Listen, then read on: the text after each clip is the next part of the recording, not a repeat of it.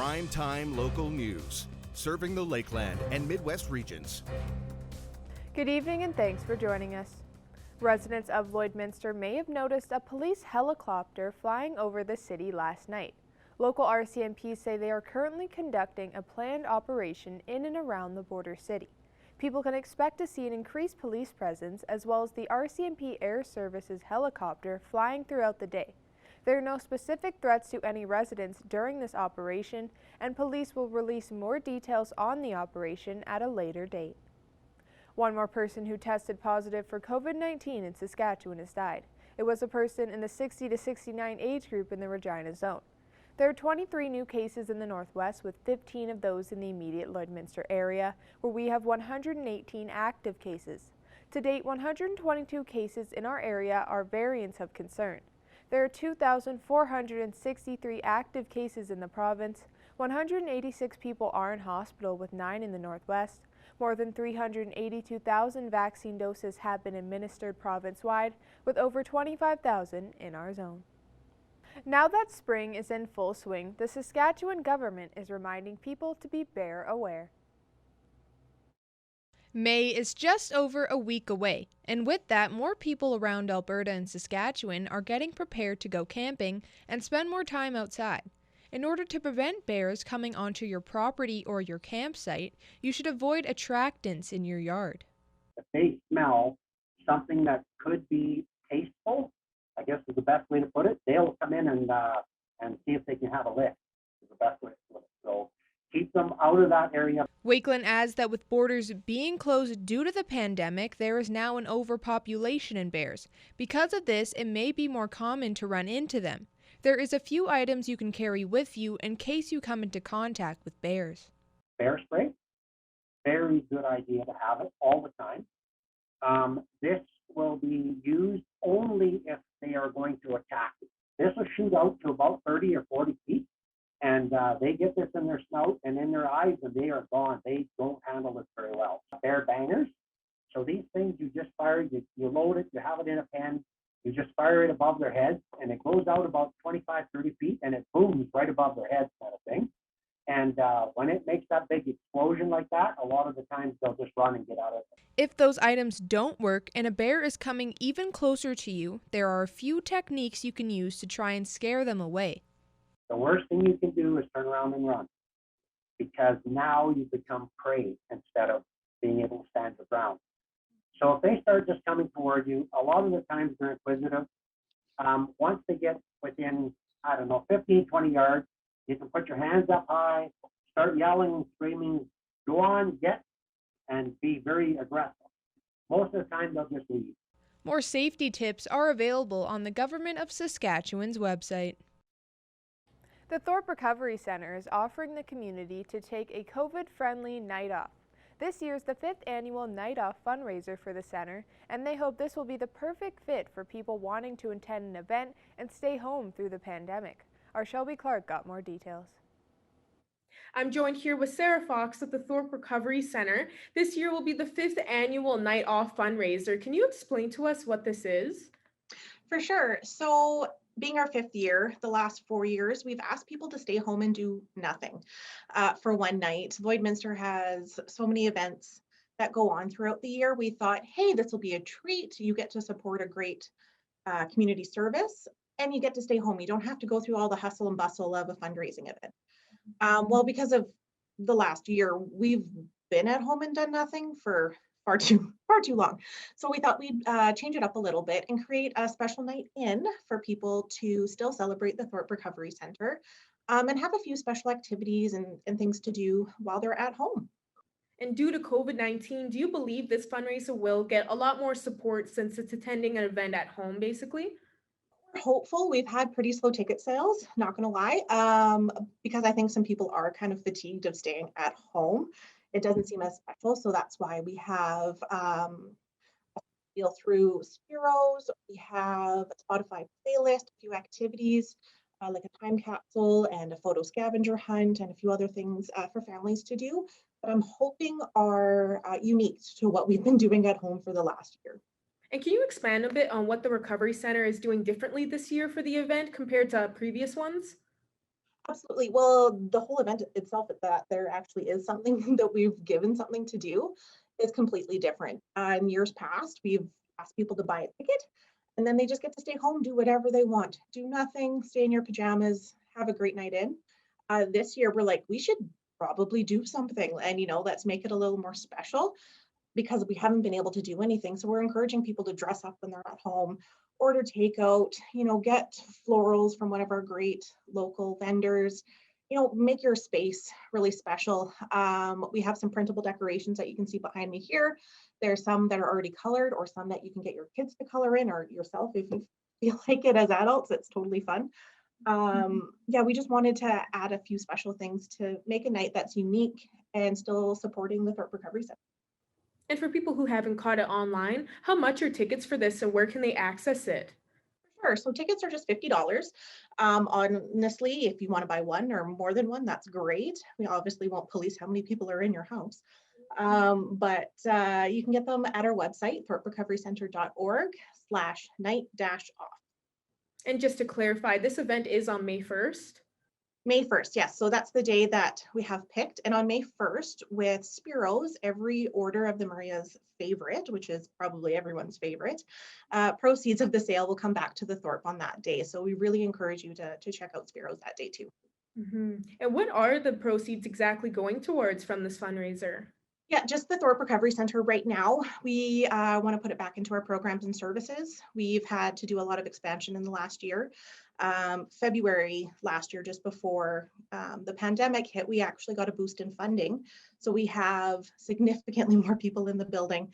And so we're having to readjust and have a little bit of growing pains. So it's going to go all in. And is there anything else you'd like to add for people to know about concerning this Night Off fundraiser? We encourage anyone to attend. Obviously, you can make it as extravagant or as simple as you like. We do appreciate the support. And we also encourage people who aren't local to join in as well. I have some family back home on the West Coast that are participating. They already have their Spiro sauce all ready to make their own Spiro's food since we don't deliver that far. And, they're excited to take part too. Perfect. Well, thank you so much for joining me today, Sarah. Thank you so much for having me. Now our Shelby Clark will take a first look at your weather forecast.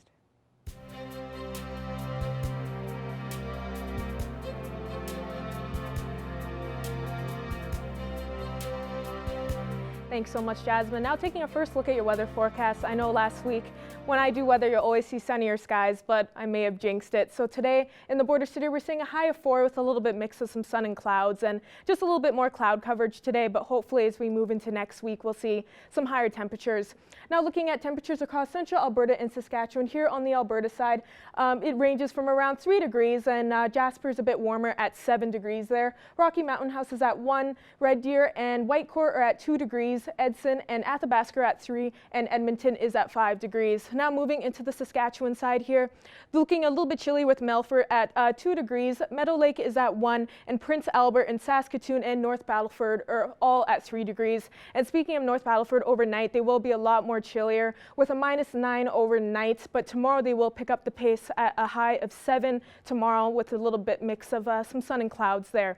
Now into Cold Lake overnight, they're going to see a -7 overnight with a lot more cloud coverage, but tomorrow they'll be back up to a high of 5 tomorrow as well with a little bit of sun peeking behind those clouds. And now here in Lloydminster, we're going to be the chilliest with overnight -10 overnight, so it's going to be a lot colder overnight tonight, but tomorrow we will be a little bit warmer with a high of 6 and a lot more sun peeking behind those clouds. And taking a look at your 3-day forecast here, this weekend on Saturday it will be a high of 6 on Saturday and a low of -10. So hopefully it's getting a bit warmer, but we're ending off this weekend on Sunday with a high of 10, so we're moving back into those double-digit degrees there and a low of -7. And Monday we are starting off next week with a high of 14, so make sure to go out to Bud Miller and catch those sun rays with a low of -4. That is the first look at your weather forecast. We'll have more news coming up after the break.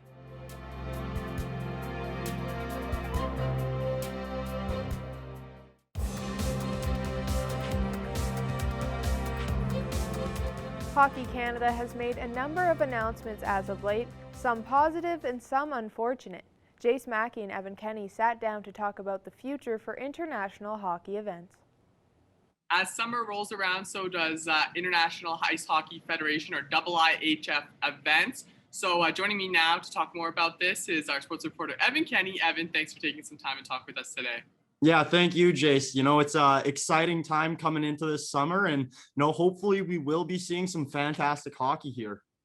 So that kind of leads into my first question right off the bat is what events and what tournaments are we going to be seeing here in the near future?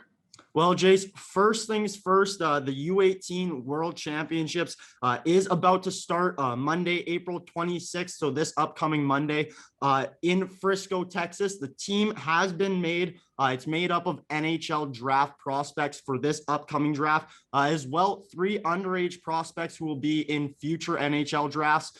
So players, from the WHL, the OHL, one from the USHL, and even one from the AJHL, Corson Kuhlmans, who plays for the Brooks Bandits, is also on that team.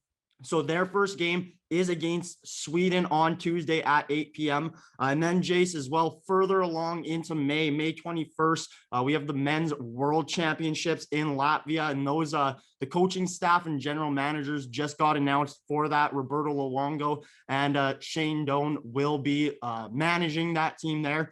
And then some unfortunate news, the Women's World Championship was supposed to start on May 6th, but this past Wednesday, we just got word that it will be shut down. The province of Nova Scotia has announced, due to COVID-19 restrictions, will not be allowing this tournament to happen. Obviously, unfortunate circumstances surrounding that tournament. So what are some options moving forward when it comes to that tournament? Yeah, just going forward here, Jace, the IIHF is going to be meeting this upcoming week just to discuss, to see, what are these options going forward. One possibility is just, leaving the tournament in Halifax in Nova Scotia, but pushing it forward. So to August or into early fall, possibly September there. Another option is to just move the event completely from locations. This could be out of Canada. Or it could be within Canada. A couple different places who have expressed interest in hosting include Dallas and Finland. So, could be going across the pond there. As we've seen, Texas has been opening up quite a bit more, whether that's, allowing people into baseball games or, the under 18 World Championship here. So that is a very high possibility.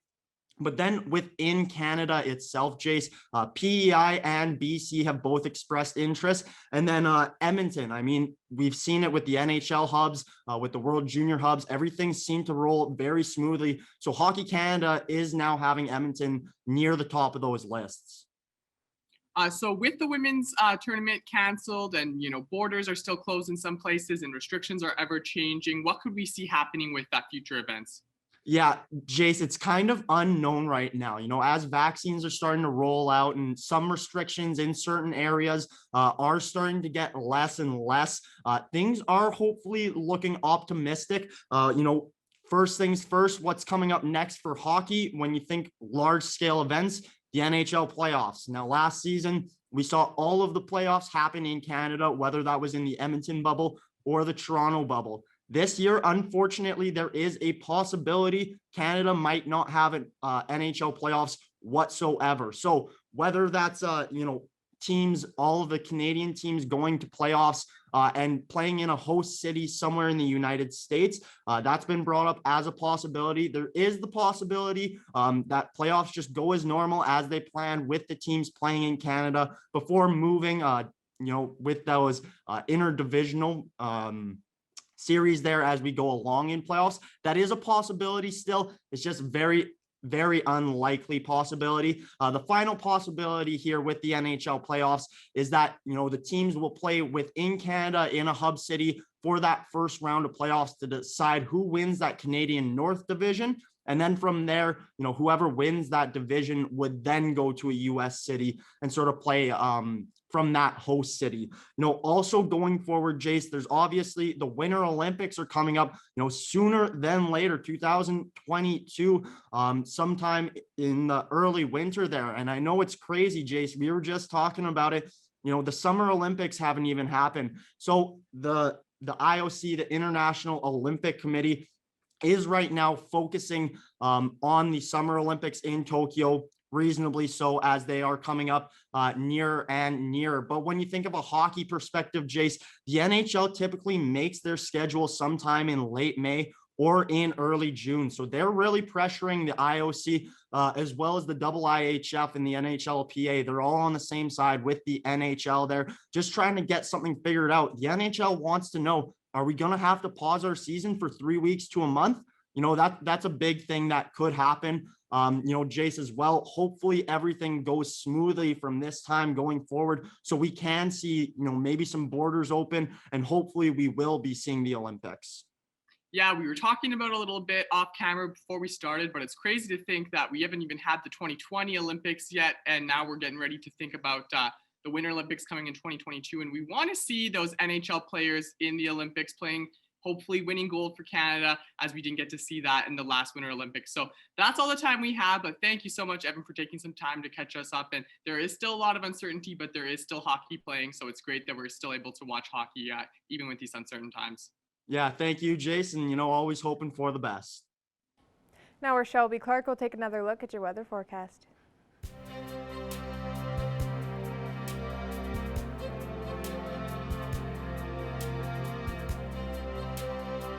Thanks so much, Jasmine. Now taking a second look at your weather forecast here. Looking at temperatures across the region, you can see that we're still ranging from that 4 to 5 degree mark there. So a little bit chillier today in most places, but not so bad. Over in Vermilion, Wainwright, and Provost, they're at 4 degrees, as well as in Vegreville. Cold Lake, Marwayne are at 3 degrees, as well as St. Paul and Bonnyville and Lac La Biche are a bit chillier at 2 degrees, and Edmonton's the warmest at 5. Now on the Saskatchewan side here, Meadow Lake's at 1 degrees, while Maidstone and Macklin and St. Walburg are at 4 degrees, same here at Lloydminster, and Isla Crosse is at -1, so they're still in that -degree mark there, but hopefully we'll warm up. And now moving into northern region here, they're a little bit chillier than we are seeing across the region. In La Loche and Buffalo Narrows are at -2, and La Ronge and Flin Flon are at -1. South End's at -6, and up in Uranium City, Stony Rapids, and Williamson Lake are a lot colder in that -8 to -9 mark. Now on this side here, Peace River's at 4 degrees, and Grand Prairie is at 5. Slave Lake is at 3, and Fort McMurray is at -2, and Fort Chipewyan's at -6, while High Level is at 0 degrees. Now moving into the southern region here, they're a little bit warmer with Lethbridge at 2 degrees and Medicine Hat at 4, but Banff and Calgary are sitting at that 1 degree mark there. And here on this side, they're ranging from around 2 to 3 degrees. Now moving into temperatures overnight, we're seeing a lot chillier temperatures in these places with Meadow Lake at -8, as well as in Bonnyville. Isla Crosse is will be at -9 overnight, as well as Unity and Pierceland and Paradise Hill are at -7. Provost will see -6 overnight, and Miriam will be at -10, so a little bit 1 degree, a bit chillier, and Wainwright will be at -7, but they will see some cloudier skies overnight across the region. Now looking at temperatures tomorrow across the region, we're going to be a couple degrees warmer, as you can see, ranging from that high of 7 degrees to up in Isla Crosse is a bit chillier with a high of 3. So we are close to moving back into that double-digit mark. And moving into our 7-day forecast here, Saturday and Sunday this weekend, we'll see a high of 6 on Saturday and a high of 9 on Sunday, and a low of -10 on Saturday and a low of -7 on Sunday. But moving into next week, we'll go back into that double-digit mark with a high of 13 on Monday with a mix of some sun and clouds. But on Tuesday, we will drop to a high of 1 and close to a 70% chance of some precipitation moving into Wednesday with a high of 8 and a lot more cloudier skies. And we'll end off next week with a high of 13 on Thursday. So hopefully we'll keep up with that double-digit range there, moving on from Thursday into Friday with a high of 16 on Friday with a little bit more sun peeking behind those clouds. That is a second look at your weather forecast. We'll have more news coming up after the break.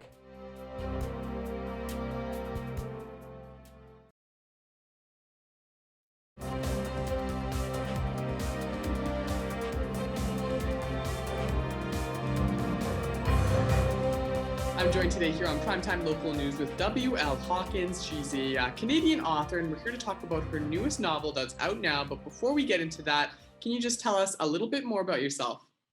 I'm a Vancouver-based author. I'm actually living in an eco-village outside of Vancouver on a dairy farm, or an old dairy farm that's now an organic farm.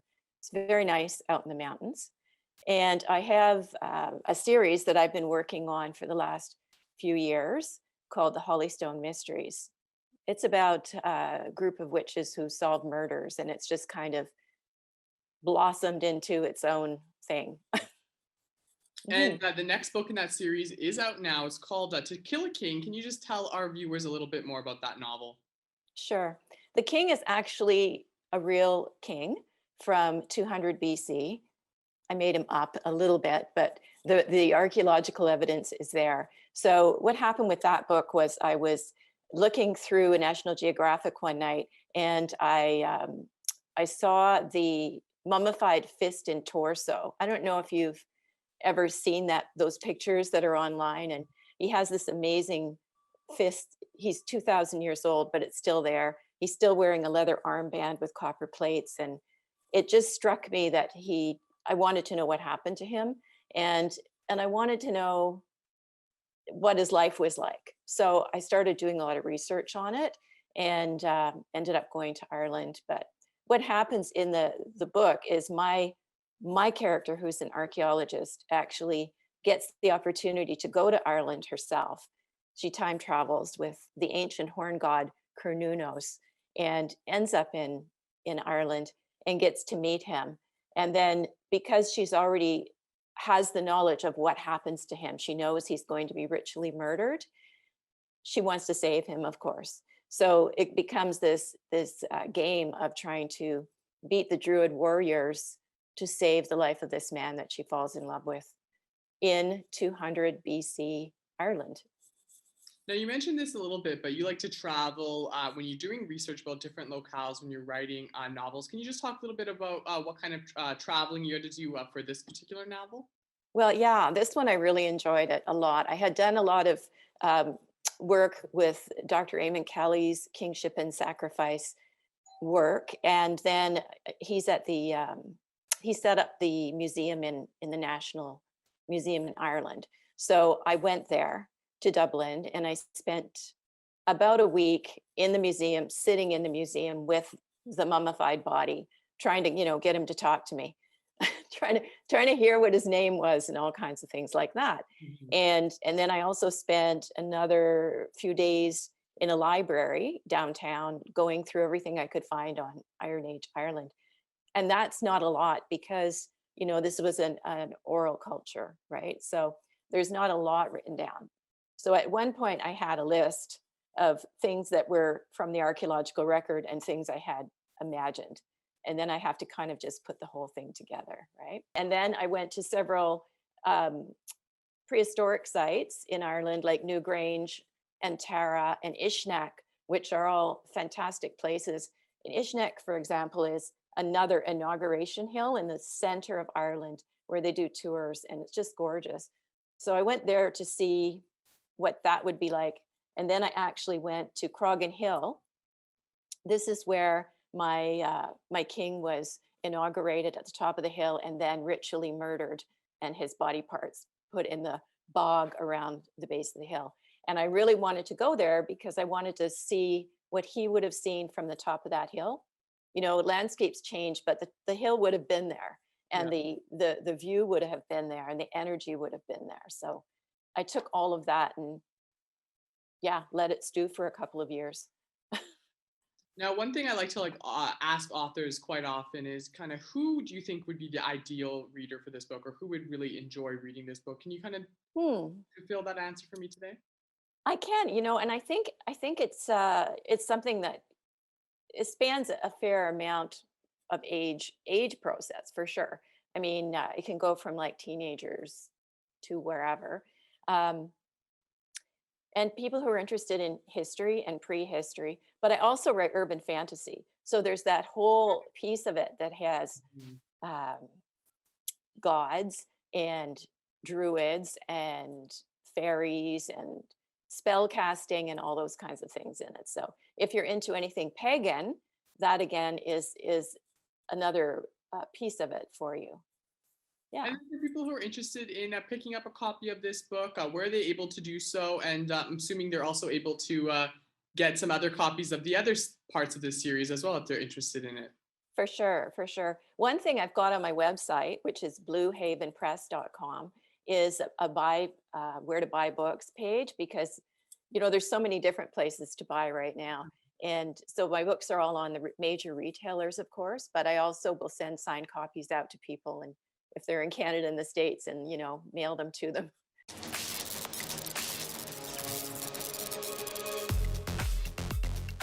You've got the opportunity to take in a volunteer appreciation drive-in movie coming up tomorrow right here at the Service Sports Centre. It is free for you to take in, but you do need to register. So get registered now at lloydminster.ca and then pick the movie you want to see. Maybe you want to see the movie Doolittle.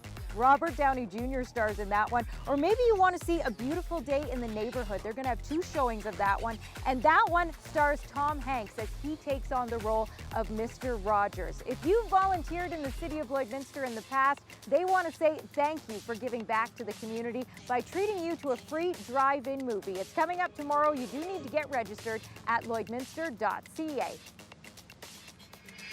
The Legion here in Lloydminster is serving up another delicious supper coming up tomorrow night. It is a roast beef supper, so make sure you reserve your plate now. $15 a plate to enjoy some delicious roast beef, and they always do some great potatoes and salads that go with it, and a delicious dessert as well. Plus, you get to support the Legion here in Lloydminster. So call now to reserve your plate, 306-825-2521, and those will be available for curbside pickup between 4 and 7 tomorrow afternoon. Maybe you're going to do 50 minutes of skateboarding. That's going to be the activity challenge that you take on to help support Big Brothers and Big Sisters. Their next fundraiser is the 50 Minutes for 50 Years Fundraising Activity Challenge to mark 50 years since Big Brothers got started here in Lloydminster. So you get registered, you raise funds, and you choose your activity. Then in May, you do 15 minutes of skateboarding, or maybe it's going to be golfing, maybe it'll be gardening, maybe it'll be running. You get to choose, and you get to support Big Brothers Big Sisters of Lloydminster. Get registered today. Well, whatever you choose to do this weekend, we hope you stay safe and stay healthy.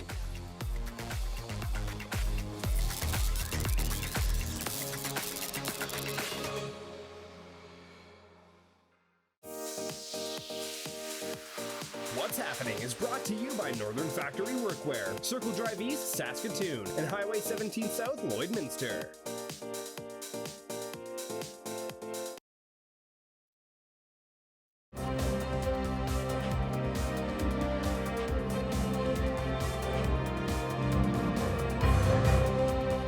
Well, joining us for the Friday Entertainment Panel, as always, is Abby St. John. Abby, it's Oscar weekend as we are getting ready for Sunday night's big night, as we are expecting to see a lot of potential front runners and obvious winners like Chadwick Boseman and potentially Nomadland to take home Best Picture. And I know, like I said, we know some of the front runners already for some categories, but in your mind, who are some potential dark horses or wild cards that could potentially take the awards away from some of those people that, that are the obvious winner? Yeah, so as we probably know, Chadwick Boseman, I'm sure he will win Best Actor, and the Academy will honor his legacy because, not just with his final work in Ma Rainey's Black Bottom, but all across the board of his work. He has had such a large range that made him a perfect actor. And so there's no question that he's going to receive Best Actor. I will be shocked along with every single person watching if he somehow doesn't win. Dark horses, I'm not really sure if there are any that stand out. Like you said, Nomadland is the front runner for Best Picture, so it will come as a shock if another film does come out as the winner. And Chloe Zhao, I think, will win Best Director just because, Nomadland is that front runner for Best Picture, and so it won't shock me to see if she does win Best Director, which, like I mentioned before, that will be the second time a woman has won Best Director, the first being in 2009 for The Hurt Locker. So I'm really hoping that she can pull out this win, and as well as Nomadland. But it would be nice to see, an unexpected film win Best Picture as well. And for Best Actress, I'm hoping Viola Davis wins. I'm always rooting for her. We saw that during the Globes and Andra Day won Best Actress, so that could possibly also carry over. But if Viola Davis were to win, that would be, I think, incredible, just because she has such a huge legacy like Chadwick Boseman. Her range just goes across the board, so I think she really deserves this win. And then I'm hoping for Soul to win Best Animated Picture, because it was a fantastic film and it was different, and Pixar really brought something new with this film. So that's what I'm kind of hoping comes out of the Oscars this weekend. And I hope there are some surprises, but that's what I'm thinking is going to happen. And I think for me personally, if I had to pick one, I'd look at Lee Isaac Chung, who did Minari, and Minari could make waves here. We've seen the supporting actress win a lot of awards over the past couple of months, including on the Thursday with the Film Independent Spirit Awards, and of course Chloe Zhao taking a lot of the nominations and wins in that award show. But we will have a recap on Monday's panel. Now moving on to some other news, Abby, I know with Mad Max did such a great job in Mad Max Fury Road a few years ago, lots of success and also lots of Oscar nominations, hence we are talking about the Academy Awards, and they are getting ready next year to do Furiosa, which is the prequel to Mad Max, which of course is based on Charlize Theron's character from that movie, and will star not Charlize Theron, it'll star Anya Taylor-Joy and Chris Hemsworth. But it's not just the fact that it's going to be a prequel for the country of Australia. Of course, that is the setting, but it's just the impact this movie is going to have on the country as a whole. That's mainly the really most important thing in this movie. Yeah, so this movie is going to be the biggest movie ever made in Australia. It's going to bring in at least $350 million, and it will also be creating 850 new jobs, which, during this time is amazing for the country. So this is going to be a huge film. And like you said, Chris Hemsworth is in the cast, whose part has yet to be revealed. And then also Anya Taylor-Joy will be playing a young Furiosa, who was originally played by the iconic Charlize Theron. So it's going to be interesting to see what this movie brings. The plot has been kept under wraps, so we don't really know what to expect from this film, other than the fact that it will take place over many years, opposed to the 2 days like in Mad Max Fury Road. So you're going to see a much bigger timeline than you did in Mad Max Fury Road, but I'm sure that this film will bring just as much excitement as the original did, and it's going to be huge for Australia, having that money come in, and the amount of jobs that people will be able to have during the filming of this movie. It's just going to be huge, and I'm very excited for it. Yeah, that's definitely one of the positives to take away from this project as a whole. And one of the last things before we wrap up, Abby, of course, the Falcon and the Winter Soldier wrapped up later in the week here, and as we know from the series, we know kind of what the storyline follows. But I know as the final episode, premiered, just the general thoughts of your overall impression, of the series as a whole there. I thought this show was fantastic. It is incredible. The cinematic and the videography that they did for this show was just phenomenal. Very theatrical. So it seemed like you were watching mini movies throughout the entire series. It was a total of 6 hours worth of content, opposed to maybe a 2.5-hour movie. So it gave us so much more content and so many more fight scenes and plots, and they really developed both Sam Wilson and Bucky Barnes, their characters. As we saw in the 3 Captain America movies, their storyline was introduced and we were given some information on their background, but the show really dove in to their characters and their character arcs and how they went throughout in the comic book. So it was amazing to see, the conflict between there being a Black Captain America with Sam, and then the mental health aspect with Bucky, him going through, living without Steve, having to go through therapy, having to deal with his past as the Winter Soldier. So this show went above and beyond, different from WandaVision, completely different, but still fantastic. And, the show really wrapped up perfectly, but it also set up for a second season if they choose to go down that road, which I'm really hoping that they do, because they can do so much more with both storylines. So I'm very excited to see if they do come out with a second season, because this show was just incredible. Yeah, and we'll see, of course, how it carries over into potential future films as well. Abby St. John, thank you so much. Thank you.